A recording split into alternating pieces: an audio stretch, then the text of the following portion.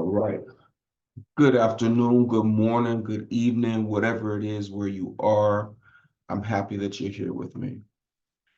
This is actually my first video, so I'm so happy that you're joining me on this journey um, to help to better inform parents and people that work with children or people that are advocates for children.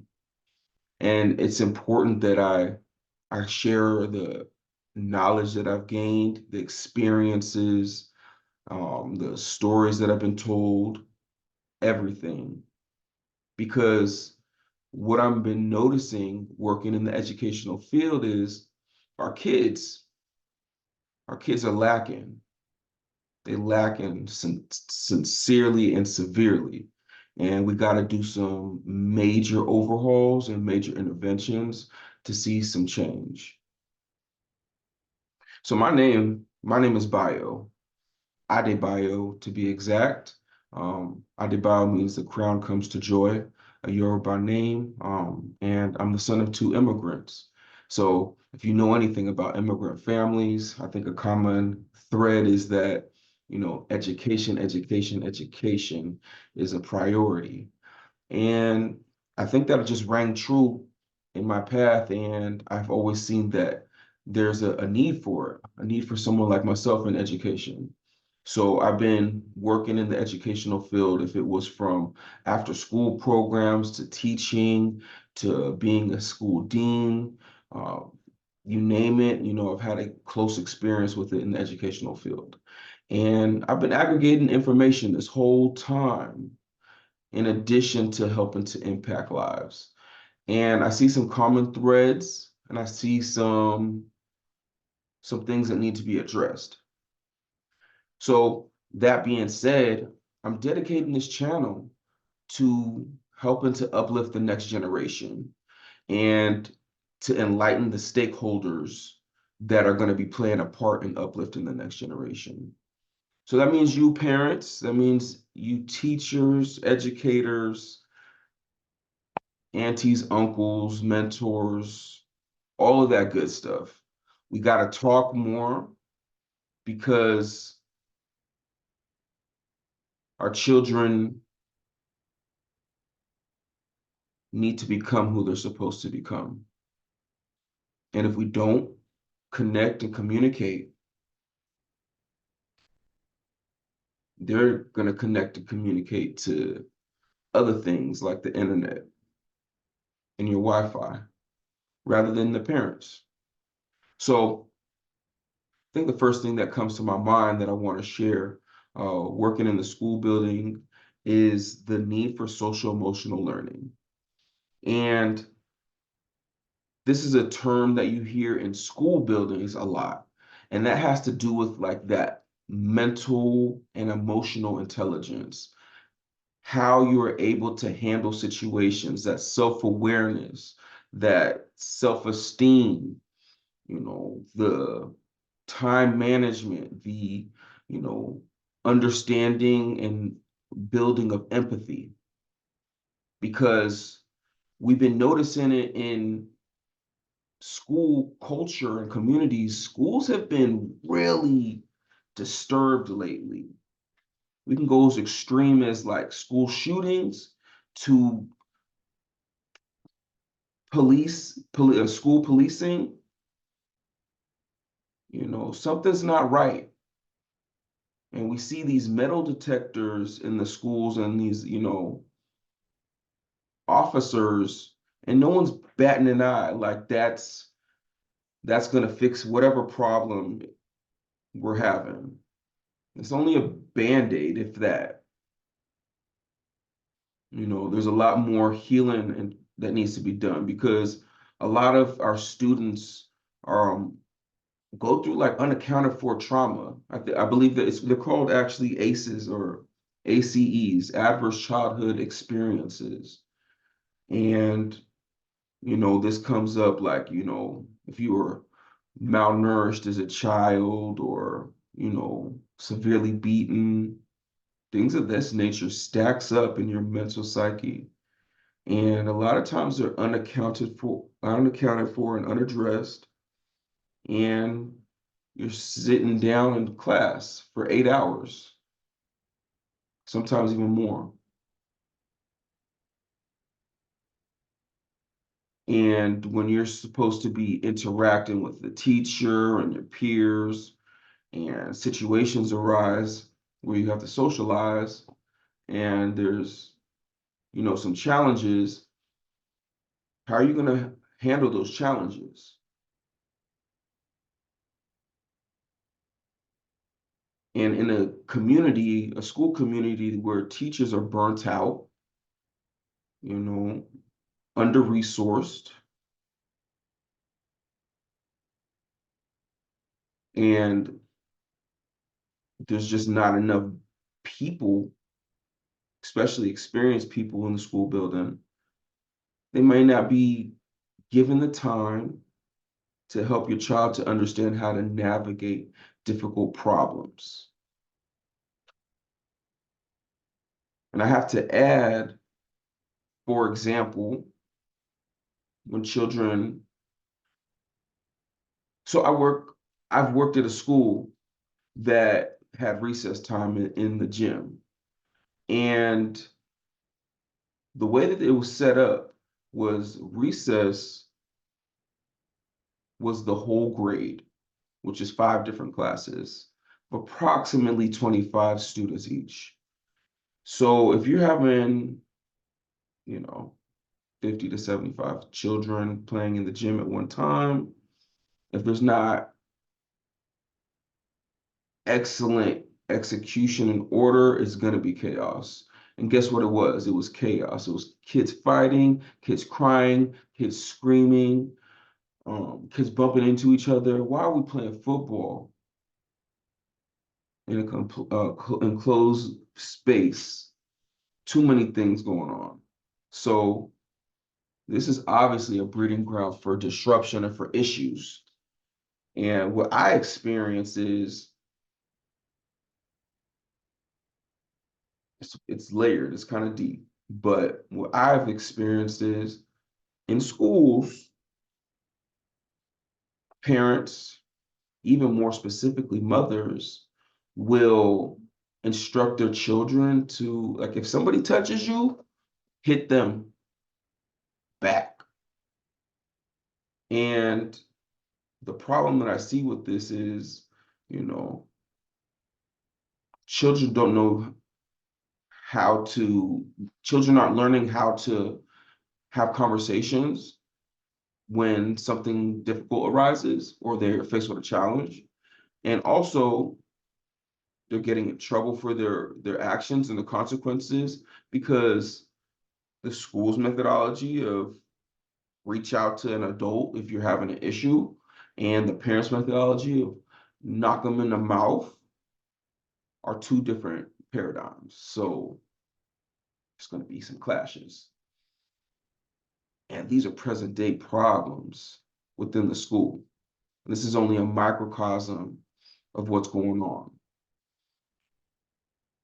I think that there's a discrepancy because many times people look at schools as solely academic institutions, and they're not. Schools are academic as well as social institutions. This is a lot of your kids' primary, social interactions where they're learning how to navigate, you know, different emotions, people, learning, many different things. And we have to make sure that we're in alignment, with the teaching of the institution. I think that a lot of times, parents may just look at schools and just want to go to like a local school, what's close, whatever. And you got to really second guess that single layer analysis of choosing your school. You got to ask multiple questions. How many teachers? How many students? How many classes? How many recesses? What does the playground look like? Um, what is the discipline, theory? What is the late policy? You know, what do you serve the children to eat? Look at the water fountains. Look if the water fountains are clean and kept clean. There's a lot of other like underneath questions that it's not solely academic that you have to ask, because all of these are going to play a role in your child's experience. And your child's early experience in school easily can map and form the rest of his mindset towards education. And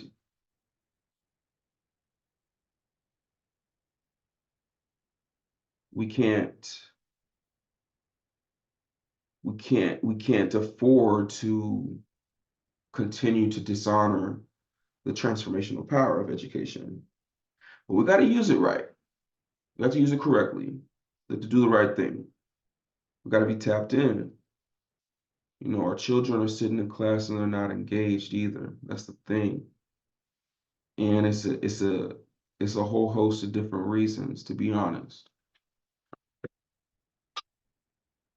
You have teachers in the building that don't want to be teachers. Can you figure? We got teachers in the building that are just there because they need a job. And I'm not trying to knock anybody. You say, hey, man, I'm okay with kids. I can do that. But understand that you have lives that you're molding. And if you don't equip yourself with the tools to help to develop these young people, you're going to end up having them underdeveloped. And if you see what an underdeveloped, young mind is, it's a tragedy.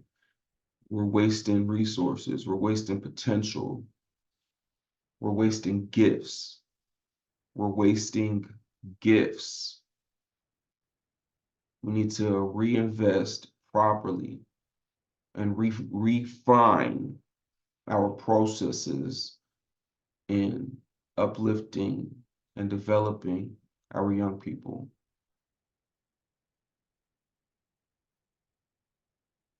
There was a lot of conversation and concentration on, boys, black boys. What are we gonna do? What we gonna how we gonna help? How we gonna help? These young boys become men, and it's still sincerely and severely needed. But these girls also need a lot of support as well. I'm gonna tell you that navigating the school is becoming increasingly difficult when you are a young person, because the assessments and tests are crushing creativity and the will to learn.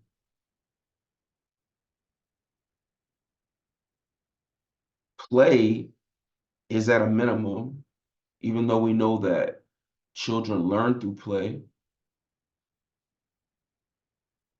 Reading levels, reading levels are at a humongous discouraging, discouraging level. Kids are getting pushed through to different grades, higher grades are getting passed through, to the next grade, and you're seeing that they're not progressing though academically.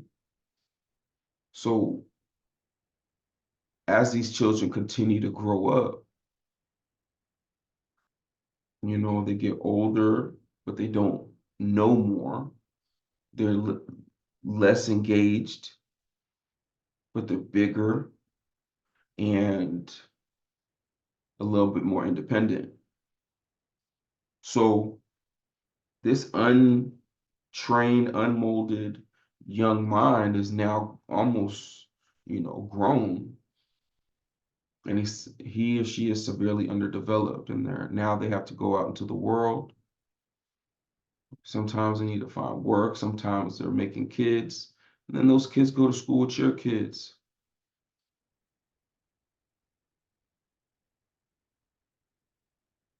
And we need to make sure that all the kids have a chance to grow. And there's multiple components that hinder our kids' growth. A couple of them, the food that you're feeding them,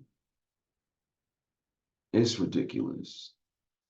It's sincerely ridiculous. Kids are eating snacks for lunch. I'm talking about chips and cookies and juice. You got to monitor your children's nutrition. Even though it's on the inside and you can't see it, it doesn't mean that it doesn't matter. These kids need fresh food. These kids need good food to help their brains. Because what's happening and what you don't see is these kids are falling asleep in class, disengaged, falling behind. It's a lot of stuff going on. And like I said earlier, teachers are tired. Teachers are, I was trained when I was a teacher to, always understand that you're going to have multiple redirections, always going to be correcting, kids because they need that. But now there's teachers that they're not doing the multiple redirections. They'll just let your kid do the wrong thing because they already told you once. And if your child doesn't have that, that discernment to understand, when enough is enough, the teacher's going to shut down and your child's going to be in class and you're going to think they're learning and growing. And honestly, your child is stunted. And as a parent, especially parents in Black and brown communities, we make the school the primary educator, and that's a problem. Parents should, in their minds, be the number one educators for their children. If you want to have a high achieving child, that's the mindset that you need to have. That you, from the beginning, are helping to inform and develop your child. And you're not waiting and looking for the school just to do it. Because parents, if you do that, as you've seen, the school system doesn't serve every and anybody. And if you don't fit into a specific cookie cutter type, it's not going to be fine, So make sure that you are the primary educator for your child. And I'll have to say, just introduce them to reading early, starting with, you know, sounds, letter sounds, the phonics is called. Because if you start with that, rather than the letter names, they'll be able to connect the dots to reading faster, because that's part of reading, sounding it out. So that's one tip, being the primary educator for your children. Another thing, like I said earlier, is the nutrition. We have to make sure that our kids are eating healthy. Know that what is the school food. Another thing, watch your children's milk intake. I've been noticing in many different schools that they serve milk with every meal. Um, Honestly, more than they serve water or give an opportunity to drink water. And the way that these kids are just drinking milk, drinking milk, drinking milk, drinking milk, um, it's really outweighing water, the water consumption. So that's something to be knowledgeable of. Is milk served with every meal? And I think another thing is that you just want to make sure that, your child has some type of outlet. Don't let your child, and it's a physical outlet, because they're sitting down in class so much um, throughout the school day. Schools are not, they're not designed for your child to be moving, but your child is designed to be moving. So your child always got the bouncies and the shakes and the wiggles because they got energy, especially young boys. School's been failing our young boys because our young boys are not allowed to outwardly express themselves. And when they're told to um, not express themselves, they're being, and captured, held down. Their spirit is being hindered, and they're not allowed to express themselves. It's not to say that they can't learn to sit down for extended periods of time, but as a young growing boy with all that testosterone running through your body, you should be able to have multiple times throughout the day to get that out. And a lot of times, boys that don't know how to sit down quietly because the testosterone's running through their body, they might outwardly express in a way or behavior that is alarming. And if you're not with an experienced teacher, like I was talking about earlier, then your child is a danger to them, instead of someone that a teacher might be able to hold and give a hug to and calmly talk to help to calm them down and reset them. And it's a different situation if you're not culturally aligned or have experience with a particular demographic of children. So I think those are the top three things I want to share for today. That being making sure that you're a primary educator for your child, and understanding and holding that mindset that you are the one that is gonna be the giver of knowledge, the primary person. Understanding what your child is intaking, the nutrition.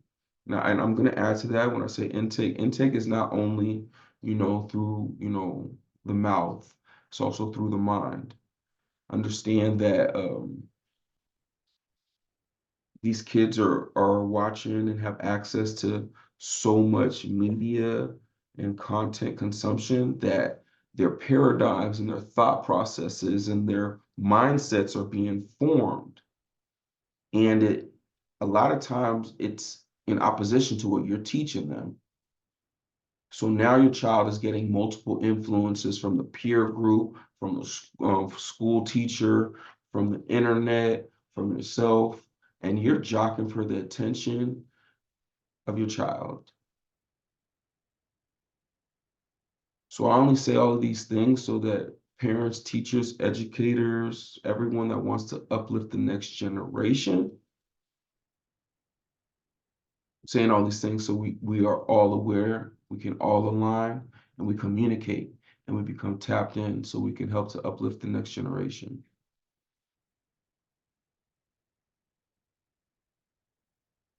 You can see the kids need it severely. I believe that I have one more. What was that last one? That last one I said to the nutrition.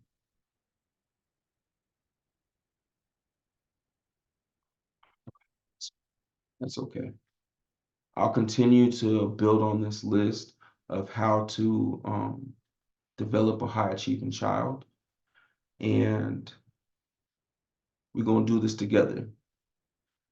With that being said, my name is Adebayo. Once again, please subscribe to the channel. You're going to be seeing a lot more education content, parenting content, and things of that nature so that we can help to make the next generation the best generation. Please share with your friends and have a good one. Take care. Peace.